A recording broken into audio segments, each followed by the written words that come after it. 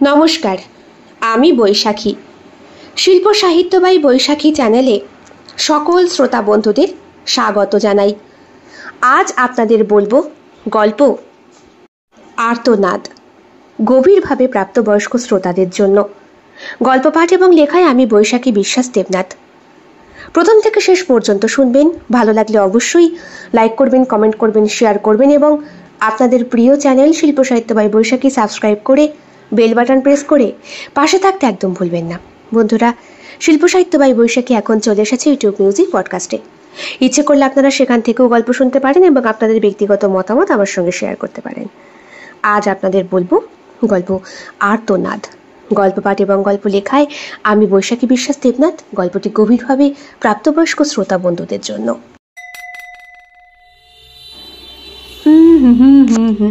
Excuse me. আরে, রাস্তার মধ্যে তিন সুন্দরী।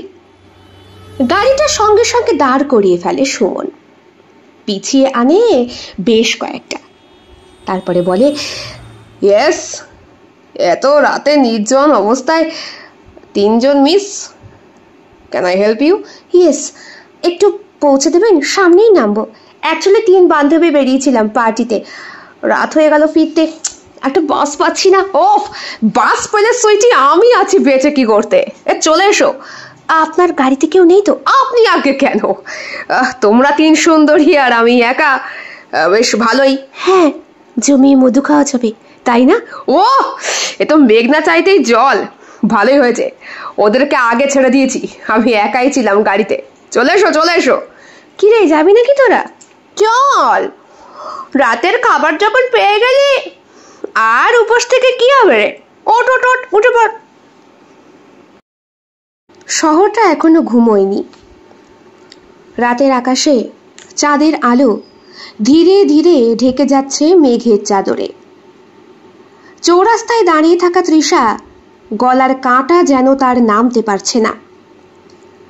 জীবনের এই পথটুকুই তার চেনা ছিল, কিন্তু আজ অচেনা লাগছে। বুকের ভেতরটা দুরু দুরু করছে। আশেপাশের দোকানগুলোর ঝাঁপ পড়ে গেছে। কয়েকটা ট্যাক্সি ঘুরে ঘুরে যাত্রী খুঁজছে। তৃষার চোখে এক ধরনের অস্বস্তি আর আতঙ্ক ফুটে উঠেছে। তৃষা এক সাধারণ মধ্যবিত্ত পরিবারের মেয়ে। কলেজে ভর্তি হয়েছে। মা তাকে খুব ভালোবাসে আর বাবা তাকে নিয়ে গর্বিত। তৃষার একটাই স্বপ্ন, পড়াশোনা শেষ করে ভালো একটা চাকরি করবে আর পরিবারকে সুখী রাখবে। আজকে কলেজে ফেয়ারওয়েল পার্টিতে সকল বন্ধু বান্ধবরা মেতে উঠেছিল। তৃষার কাছে ফোনটা এসেছিল গত পরশু।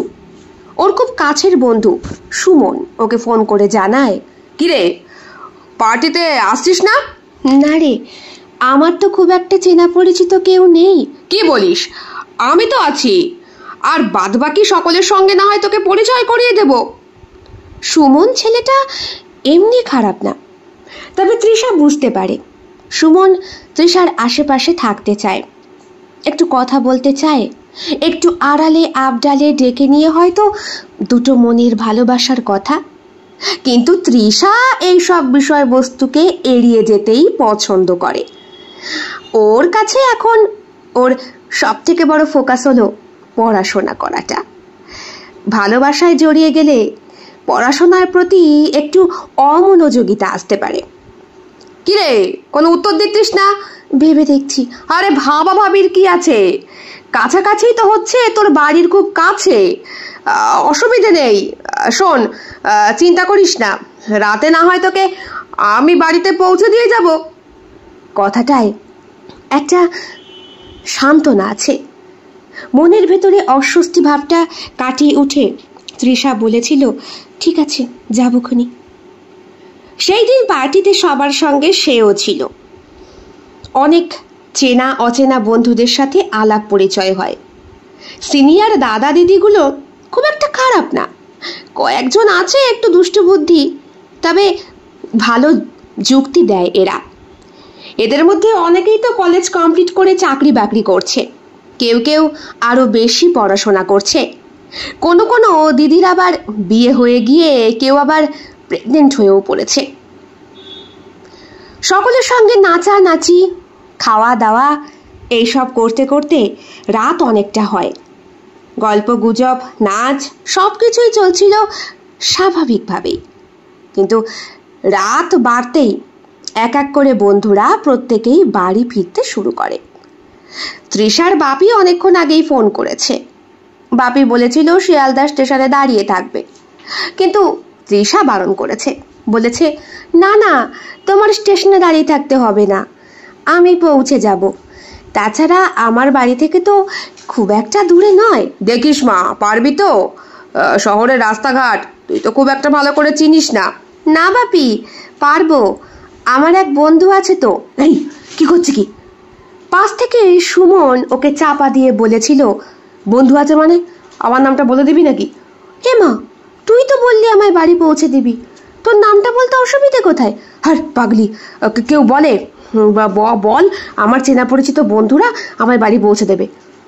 আমার বন্ধুরা বাড়ি পৌঁছে দেবে বাপি বলে ফোনটা রেখে দিয়েছিল তৃষা। এইবার তৃষা বাড়ি ফিরতে চাইছে। কিরে, আমাকে চল না, এবার বাড়ি পৌঁছে দে। আরে দাঁড়া না, আর একটু থাক। না, আর থাকা যাবে না, রাত বেশ অনেক হয়েছে। বাপি এই নিয়ে 3 বার ফোন করলো। তাছাড়া তোরও তো ভাবগতি আমি ভালো দেখছি না। তুই বললি আমাকে পৌঁছে দিবি, এতক্ষণে লাস্ট বাসটা বোধহয় বেরিয়ে গেছে। কখন ফিরবো বলতো? সেরম অসুবিধা হলে রাতে থেকে যা। আর যা মারিস না সুমন, আমায় বাড়ি পৌঁছে দে প্লিজ। দেখ, ঠিক আছে চল, এই আসি রে। সুমন হাত উঁচু করে ইশারা করে ওর অন্য বন্ধু বান্ধবদের দিকে। রাত প্রায় 11টা। সুমন বলে, নে ওঠ, গাড়িতে ওঠ। সুমন এমনিতে ভালো ছেলে, তাই ওর সঙ্গে ফিরে যেতে তৃষার কোনো ক্ষতি হবে না। গাড়ি চালাতে শুরু করে সুমন। পয়সাওয়ালা বাপের ছেলে সে, তাই কলেজে এক এক দিন এক এক রকম গাড়ি করে সে আসে। বাইকই আছে অনেকগুলো, 4 চাকা তো আছেই। আচ্ছা, তোকে একটা কথা জিজ্ঞেস করব। গাড়ি চালাতে চালাতেই সুমন তৃষার দিকে তাকিয়ে জিজ্ঞেস করে, কর। আচ্ছা তৃষা, তোর কখনো একা একা ভয় লাগে না? তৃষা একটু চমকে যায়। সুমনের এই কথায় তার মধ্যে একটা অস্বস্তির সৃষ্টি হয়। সে বলে, না তো, তুই তো আমার সঙ্গে আছিস। সুমন হেসে বলে, ঠিক বলেছিস, তোকে কখনো ভয় লাগতেই দিই না। কিন্তু তুই জানিস এই শহরে কত রাত কত মেয়েকে যে খুঁজে পাওয়া যায় না। তৃষা সুমনের কথা শুনে নীরব হয়ে যায়। সুমনের কথা তৃষার মনের মধ্যে গভীর প্রভাব ফেলে। গাড়িটা ধীরে ধীরে নির্জন রাস্তার দিকে মোড় নেয়, যেখানে কোনো ল্যাম্পপোস্টের আলো নেই, কেবল অন্ধকারে মিশে থাকা একটা নীল আলোর ছটা রয়েছে। গাড়িটা থেমে যায়। চারপাশের নিস্তব্ধতা যেন তৃষার হৃদয়ের শব্দ শুনতে পাচ্ছে। সুমন গাড়ি থেকে নামালো তৃষাকে। তৃষা অসহায়ের মতো তাকিয়ে বলল, কি করছিস তুই? এই জায়গায় কেন আমাকে নামালি? দেখ, আমার বাড়ি অন্তত এই রাস্তায় না। আমি গাড়ি করে রাতে আসিনি ঠিকই, কিন্তু সুমন তৃষার ঠোঁটের ওপরে হাত রেখে ওকে চুপ করিয়ে বলে, তুই জানিস তৃষা, আমি তোর জন্য পাগল। পাশের সিটেই তৃষা বসেছিল। কিছুটা ভয় পেল সে। গাড়িটা ভেতর থেকে লক করে দিয়েছিল সুমন, এখন খুলে দিয়েছে। বলল, নামবি? তৃষার মনে আশঙ্কা বাড়তে থাকে। সে গাড়ি থেকে নামতে চায়, কিন্তু সুমন তাকে হাত ধরে গাড়ির ভেতরে বসিয়ে রাখতে বাধ্য করে। ওর চোখে এক ধরনের বিদ্রুপ, যা তৃষাকে ভয়ে পাথর করে দেয়। সুমন প্লিজ, আমাকে ছাড়, আমি বাড়ি ফিরতে চাই, দেখ আমায় ছেড়ে দে। সুমনের মধ্যে কিন্তু কোনো দয়া আসে না। সে তৃষার মুখ চেপে ধরে আর গাড়ির ভিতর দিকে তাকে আরো বেশি করে টেনে নেয়। তৃষা সাহায্যের জন্য চিৎকার করে, কিন্তু সেই নীরব রাস্তায় তার কণ্ঠস্বর হারিয়ে যায়। সুমনের বিকৃত লালসা তৃষার প্রতি নির্মমতা নিয়ে ঝাঁপিয়ে পড়ে। তৃষা চেষ্টা করেছিল পালাতে, কিন্তু তার সমস্ত প্রতিরোধ ভেঙে যায়। তার স্বপ্ন, তার আশা, তার বিশ্বাস সব কিছু মুহূর্তে ধ্বংস হয়ে যায়। ঘণ্টাখানেক পরে তৃষা অচেতন অবস্থায় পড়েছিল। সুমন তৃষাকে ফেলেই চলে গেছে। তার শরীর ব্যথায় কাঁপছে, মন বিষণ্ণতায় ভরা। সে বুঝতে পারল তার জীবনটা আর আগের মতো নেই, সব কিছু বদলে গেছে। কোনো রকমে নিজের শরীরটাকে টেনে তুলল তৃষা। কাঁদতে কাঁদতে বাড়ি ফিরল সে। মা তাকে দেখে আতঙ্কে চিৎকার করে উঠলেন। বাবা বারান্দাতে পায়চারি করছিলেন। বাবা! তৃষার ভয়ঙ্কর আর্তনাদে দুইজনে মিলেই আগিয়ে গেলেন ওদের কাছে। মা কিভাবে সান্ত্বনা দেবেন বুঝতে পারছেন না। মেয়ের রক্তে ভেসে যাওয়া শরীরটাকে কোলের মধ্যে তুলে নিয়ে বাবা ছুটছে হাসপাতালের উদ্দেশ্যে। এক পুরুষ তার পুরুষত্ব দেখিয়ে মেয়েকে নষ্ট করলো, আর এক পুরুষই তার মায়ার জালে জড়িয়ে নেওয়া একমাত্র কন্যা সন্তানকে বুকে আঁকড়ে ধরে। তার কোথায় এখন লজ্জা, কোথায় আর যন্ত্রণা? বাবার শরীরের ওপরে সম্পূর্ণ নিজেকে সঁপে দিয়ে ছোট্ট শিশুর মতো কাঁদতে থাকা তৃষা অজ্ঞান হয়ে যায়। অনেক দিন বিষণ্ণতায় ডুবে থাকে তৃষা। সবকিছু শেষ হয়ে গিয়েছে। কাকিমা এসেছিল, বাবারই এক কলিগের বউ। তৃষাকে খুব ভালোবাসত। এই দিন দেখা করে ফল মূল আর হেলথ ড্রিঙ্কস দিয়ে গেছে। বলে গেছে, চিন্তা করিস নে মা, সব ঠিক হয়ে যাবে। তোরই বা কি দরকার ছিল রাত্রেবেলা পার্টি ফার্টিতে যাওয়ার বলতো? এই তো আমার বুবানকে দেখ না, ও তো পুরুষ মানুষ, কিন্তু কই, ও তো এমন করে না। মনে মনে হাসলো তৃষা। ও তো পার্টি ফার্টি করতেই পারে বল, তাই বলে রাত করে না। দেখ। তৃষা হ্যাঁ না কিচ্ছু বলে না। দিদি, এখন ওকে বরং একটু বিশ্রামে থাকতে দিন, আর অমন রাত করে বাইরে বার করবেন না। থানা পুলিশে কেস করেছেন নাকি? ঘাড় নাড়ায় তৃষার বাবা এবং মা। ভালোই করেছেন, কি দরকার ওসব জঞ্জালের? তাছাড়া আমি তো বুঝতেই পারছি তৃষাই ঝোঁকের মাথায় রাত করে ফেলেছিল। দেখুন, ও তো আর পুরুষ মানুষ না যে রাত্রেবেলা পার্টি করে বাড়ি ফিরবে। মেয়ে মানুষদের সঙ্গে সবসময় একটা গার্ড রাখা দরকার। তৃষা শুধু করে হাসে। বাবা মায়ের অসহায়তা। শেষ পর্যন্ত তৃষা নিজেকে পরিবর্তন করার জন্যে আইনের সাহায্য নিতে বাধ্য হয়। আমি আমি একটা এফআইআর করতে চাই স্যার। কে নিয়ে? আমি আমি সুমন সান্যালের নামে। সুমন সান্যাল? সে কে? এখানকার এমপির ছেলে। ও, কি করেছে? স্যার, আসলে আমাকে... তৃষা সম্পূর্ণ কথাটা শেষ করতে পারে না। তার আগেই অফিসার বললেন, প্রমাণ আছে কি? হ্যাঁ, কোনো প্রমাণ? CCTV footage? আর জঙ্গলে সিসিটিভি কোথায় থাকবে? তাছাড়া তোমার পশনের পোশাকটা কিরম ছিল? হ্যাঁ, রাত্রেবেলা ঘুরে বেড়ালে তো শেয়াল কুকুরে একটু কাঁচা মাংস খুবলে খেতে চাইবে মামনি। তাছাড়া তুমি এসেছো 3 মাস পর, তোমার শরীরেও এখন কোনো আর প্রমাণ নেই। সুতরাং ওসব ভুলে যাও দেখি। যাও যাও, আমাদের কাজ করতে দাও, যাও। তৃষার চোখের কোণায় জল জমে গিয়েছে। সেটা আর তরল আকারে বাইরে বেরোতে চায় না। আপনি তাহলে এফআইআরটা লিখবেন না? আরে কিসের এফআইআর রে বাবা? কে আছিস? একে বের করতে ঘর থেকে। তৃষাকে ধাক্কা দিয়ে বের করার আগেই তৃষা হাত উঁচু করে বলে, থাক, আমি নিজেই চলে যেতে পারবো। আপনারা আমাদের জন্য কিছু করতে পারেন না, না? তাহলে আমাদের ব্যবস্থা আমাদেরই করতে হবে। তখন কিন্তু আমাদেরকে ধরতে আসবেন না। আরে হ্যাঁ, ঠিক আছে, যাও যাও, কত দেখলাম এমন। রাতের গভীরতা মিশেছিল শহরের সমস্ত অন্ধকারে। নীল আলোয় ভেসে উঠেছিল পাড়ার মোড়। ছোট্ট একটা চায়ের দোকান। রাস্তার ধারে ল্যাম্পপোস্ট থেকে ছিটকে আসা নীল আলো চারিদিকের অন্ধকারকে আরো রহস্যময় করে তুলেছিল।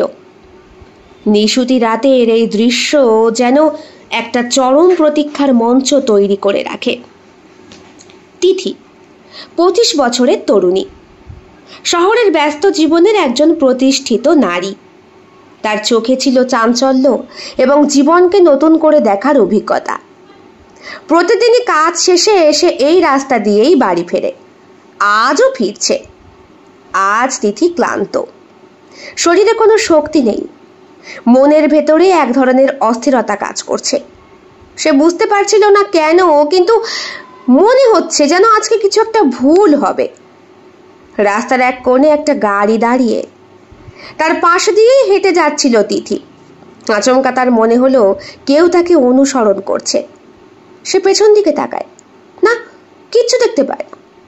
তবুও তার মনে একটা আশঙ্কা থাকে। গাড়ির ভেতর থেকে একটা যুবক বেরিয়ে আসে। তার চোখে ছিল তীব্র দৃষ্টি, যা তিথির দিকে নিবদ্ধ। তিথি তাকে এড়িয়ে যাওয়ার চেষ্টা করে, কিন্তু যুবকটা সামনে এসে দাঁড়ায়। আপনি কি তিথি? সে জিজ্ঞেস করে। হ্যাঁ, কিন্তু আপনি কি? তিথি অবাক হয়ে জিজ্ঞেস করে। যুবকটা হাসে। তার হাসির মধ্যে একটা ভয়ঙ্কর রকমের শীতলতা। আমার নাম রাকেশ, আপনার সাথে কিছু কথা বলার আছে।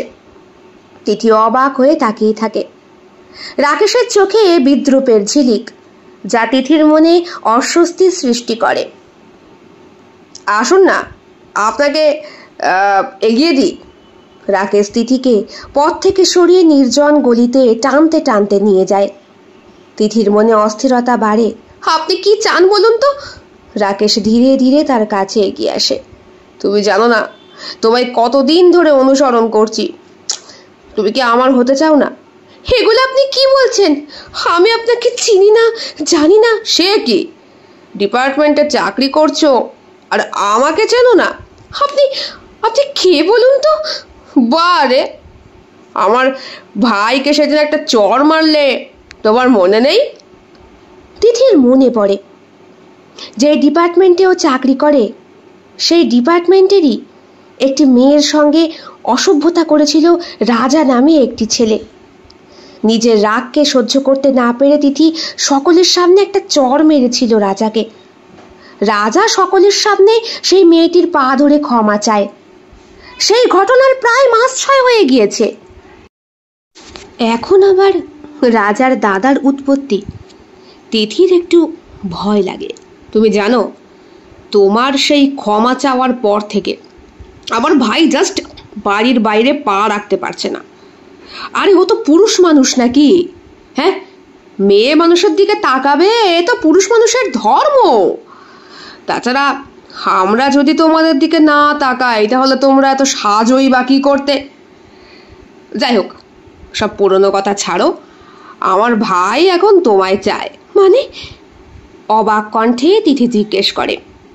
তার মনে আতঙ্ক ছড়িয়ে পড়ে। সে বুঝতে পারছিল নিজেকে যে কিভাবে এই পরিস্থিতি থেকে রক্ষা করবে। রাকেশের চোখে তখন বিকৃত লালসা, যা তিথিকে স্তম্ভিত করে। আমি কোনোদিনও আপনার এই প্রস্তাবে রাজি হব না, তিথি কাঁপতে কাঁপতে বলে। রাকেশ হেসে ওঠে। যেন তিথির কথার কাছে তার এই বক্তব্যের মূল্যটাই সব থেকে বেশি। তিথির কথার মূল্য নেই। সে তিথির হাত ধরে টানে। তিথি বাধা দেওয়ার চেষ্টা করে। রাস্তার মোড়ের কাছে এসে জোর জবরদস্তি করার মুহূর্তেই হাত থেকে তিথির স্মার্টফোনটা পড়ে গিয়েছিল অন্ধকার খাতে। সুতরাং সে এখন সম্পূর্ণ একা। কই রে, কোথায় গেলি? গাড়ির থেকে 4 জন ব্যক্তি বেরিয়ে আসে। তার মধ্যে একজনকে তিথি চেনে, রাজা। চোখ দুটো অসম্ভবভাবে জ্বলছে। চেহারাটা আগের থেকে অনেকটাই ক্ষীণ, তবুও বিকৃত ক্ষুধার অনুভূতি তার সারা শরীরে তাকে লালায়িত করছে। গলির শেষ প্রান্তে একটা পুরনো বাড়ি। সেই বাড়ির ভেতরে প্রত্যেকে মিলে তিথিকে তুলে নিয়ে যায়।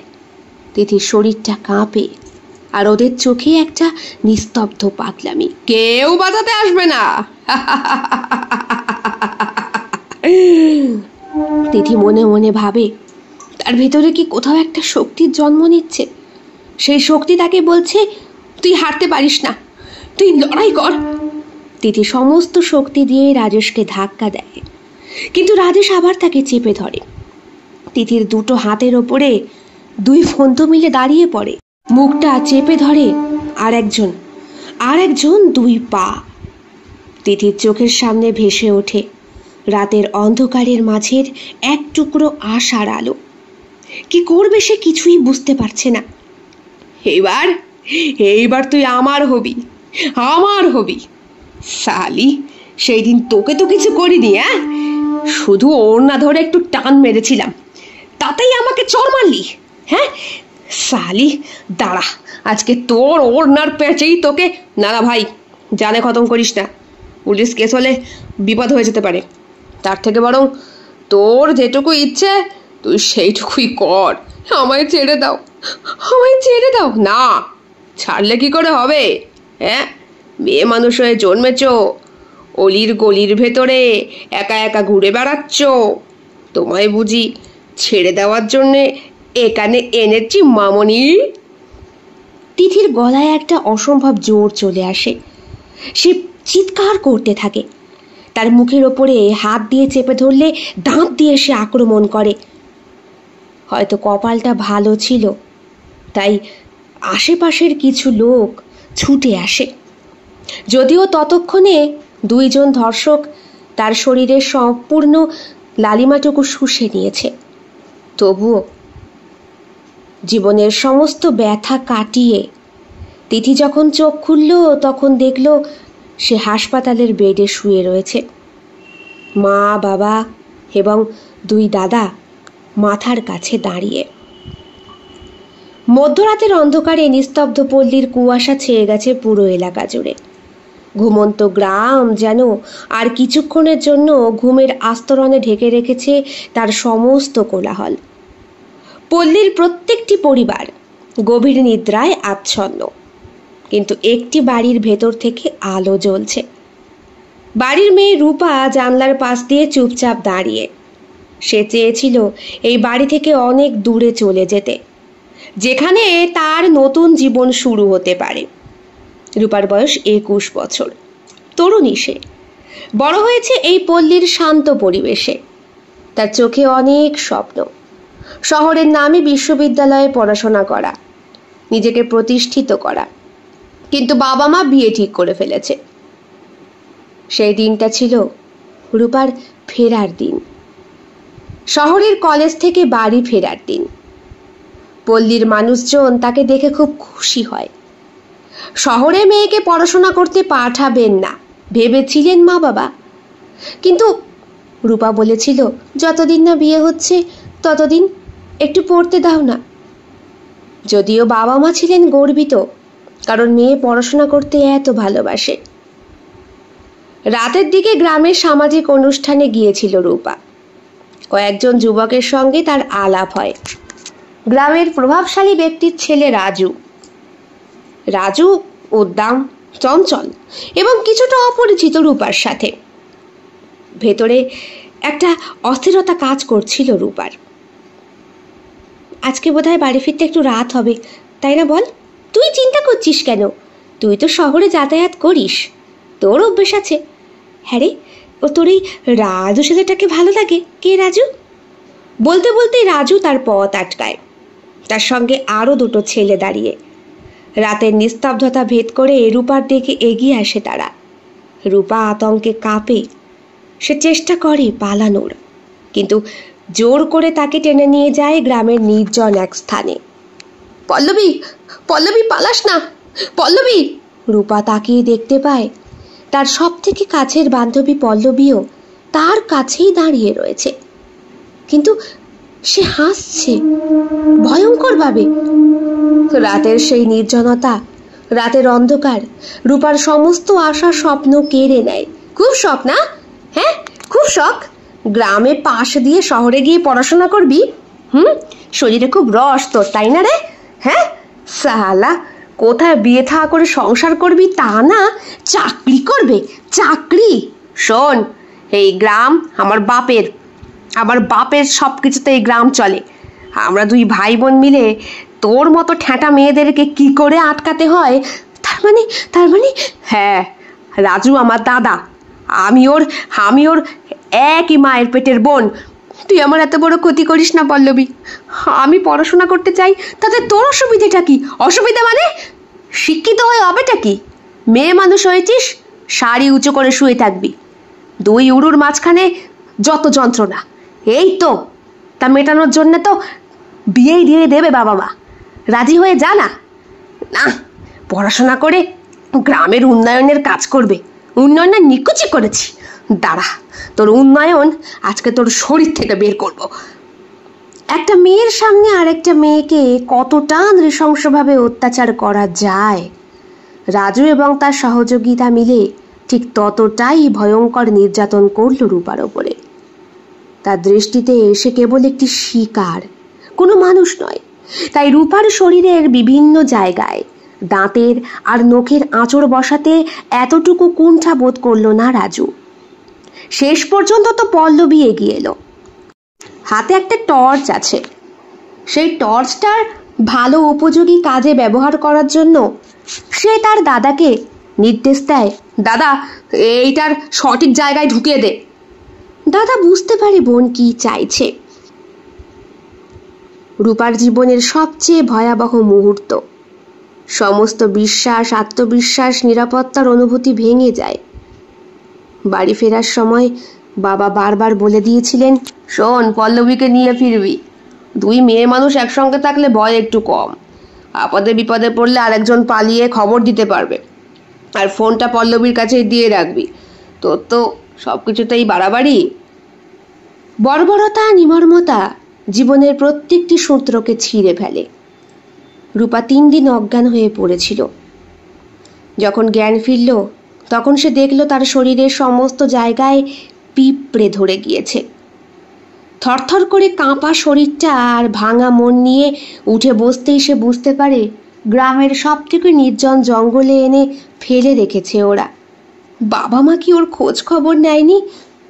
শরীরটাকে নিয়ে টানতে টানতে যখন বাড়ির দুয়ারে এসে পৌঁছায় রূপা, তখন দেখে বাড়িতে রীতিমতো সভা বসেছে।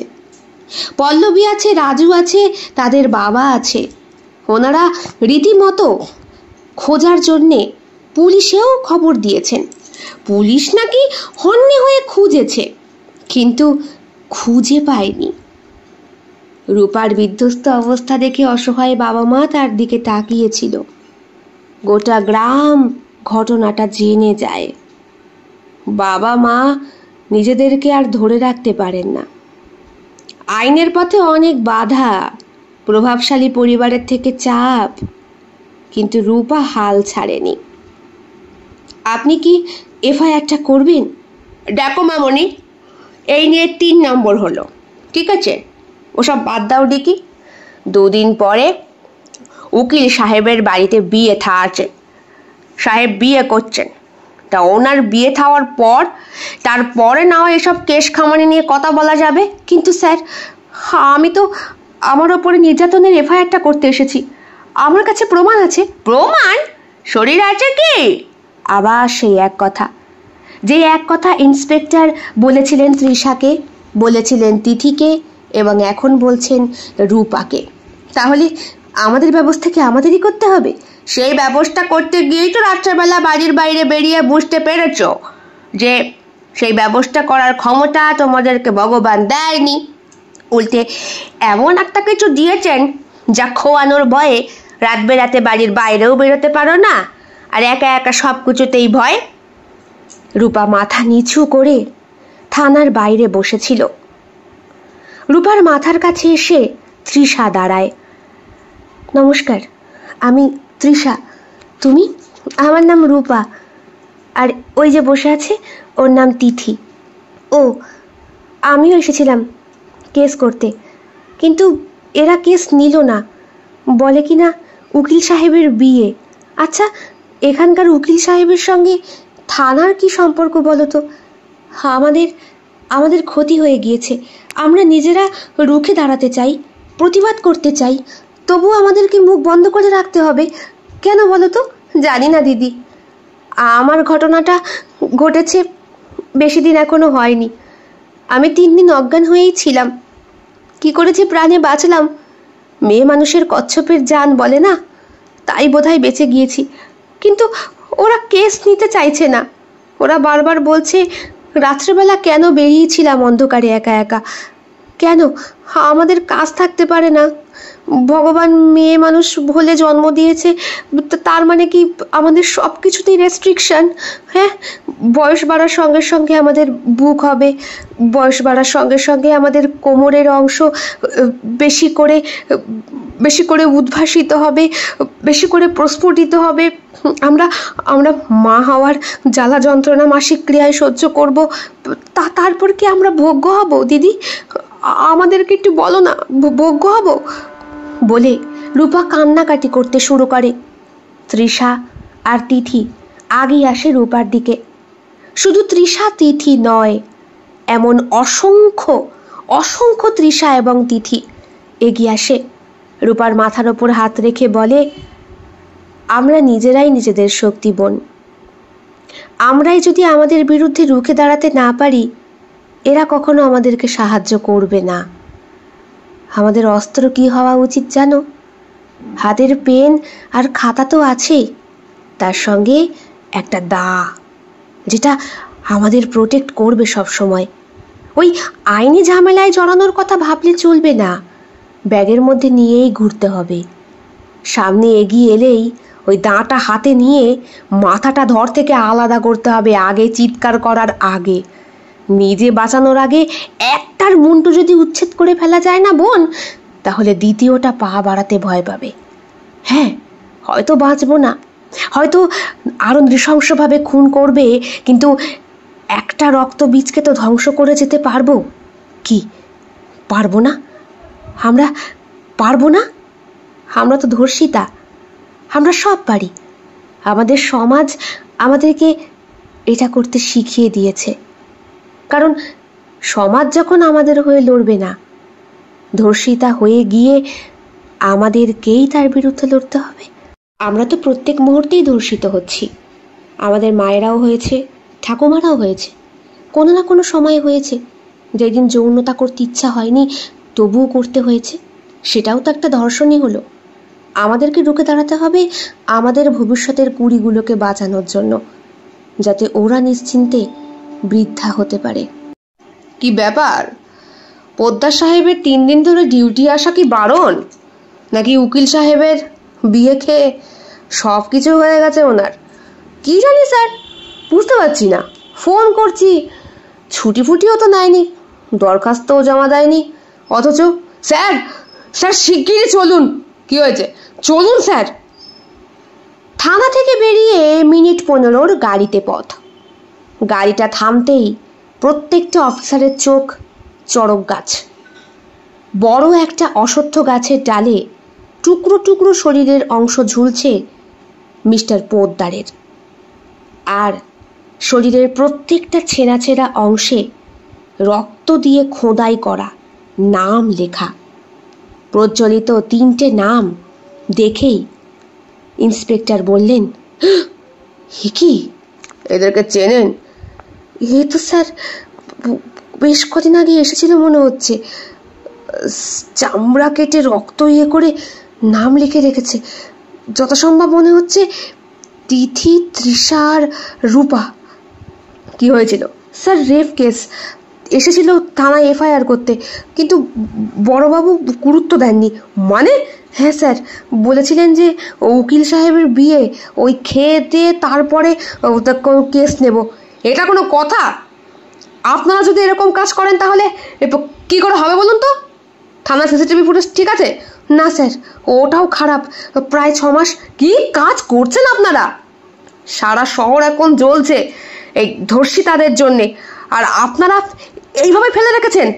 তা আমাদের ওপরে মানুষ ভরসা করবে কি করে বলুন তো? চলুন শিগগিরই। এদের কেস তৈরি করতে পারবেন? না স্যার, তা পারবো না। কেন পারবেন না? কারণ স্যার ওদের মুখ ঢাকা ছিল মাস্কে, চোখে চশমা, পরনে কালো চুড়িদার। 3টে মেয়ে কি একসঙ্গে এসেছিল? না স্যার, তবে 3টে মেয়েই একসঙ্গে ধর্ষিত হয়েছিল। যদি একটু খোঁজ খবর। সত্যি? গোড়াতেই গলত থাকলে কেন লোকে পুলিশকে কেলাবে না? এই আপনাদের মতো অফিসারগুলোর জন্যই তো আজ আমাদের হাতে আইন বলে কিচ্ছু নেই। চলুন শিগগিরই এবার। অফিসার অমিত গুহ তার প্রেসারে পড়ে প্রত্যেকে মিলে কাজ শুরু করে দিলেন। শহরে বিভিন্ন জায়গায় রূপা, তিথি আর তৃষার খোঁজ খবর শুরু হয়ে গেল। বাড়িতেও খোঁজ খবর করা হয়েছে। পুলিশের তো আর খুব একটা সময় লাগে না। কিন্তু রূপার বাবা মা আগেই আত্মহত্যা করেছেন, তিথির বাবা মা কাশিবাসিনী হয়েছেন, আর তৃষার বাবা মা দার্জিলিং থাকেন। ওনাদের কাছ থেকে মেয়েদের সম্পর্কে কোনো খবর পাওয়া গেল না। তৃষার বাবা বললেন, আমার মেয়ে যা করছে নৈতিক কাজ করছে। আমার মেয়ে যখন অসুস্থ হয়ে পড়েছিল তখন আপনারা কোথায় ছিলেন? এখন সে কোথায় আছে, কি আছে, প্রথমত আমি জানি না, দ্বিতীয়ত আমি জানলেও আপনাদেরকে বলবো না। কারণ যদি ওই রুখে না দাঁড়ায় তাহলে আপনার বাড়ির মেয়েগুলো সুস্থ থাকবে না স্যার। ইন্সপেক্টর সাহেব এরপরে আর কিছু বলতে পারেননি তৃষার বাবা মাকে। বেরিয়ে এসেছিলেন। শহরে একের পর এক খুন হতে শুরু করে। একের পর এক ধর্ষণকারীরা আবার জেগে উঠেছে। তবে এইবার ধর্ষিতাদের লিস্টে মেয়েদের নাম নয়, উঠে এসেছে অনেক পুরুষের নাম।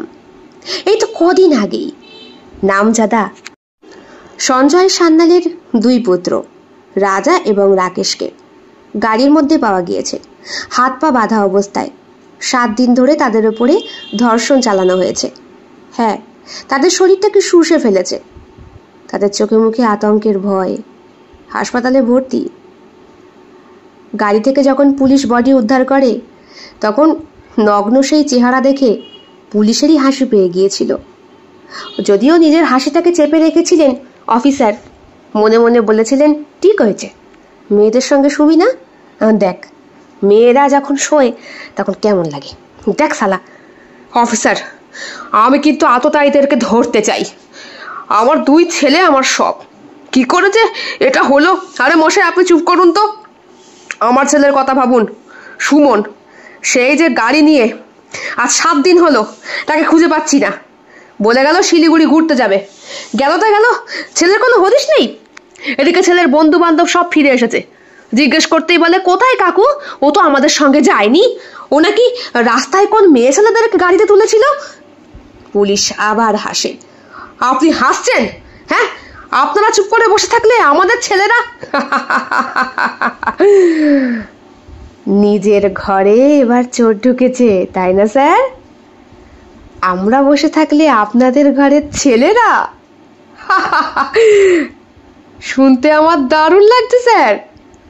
আপনি কেন, আপনার মতো বাবারা আরো জোরে জোরে চেঁচাক, বলুক। প্রশাসনের কর্তারা বসে রয়েছে, আমাদের পরিবারের ছেলেরা ধর্ষিত হচ্ছে। যুগ বদলেছে, শঙ্খ বাজাও, উলু দাও, আবহাওয়া পরিবর্তন হলো, নতুন উন্নয়নের যুগ শুরু হলো যে।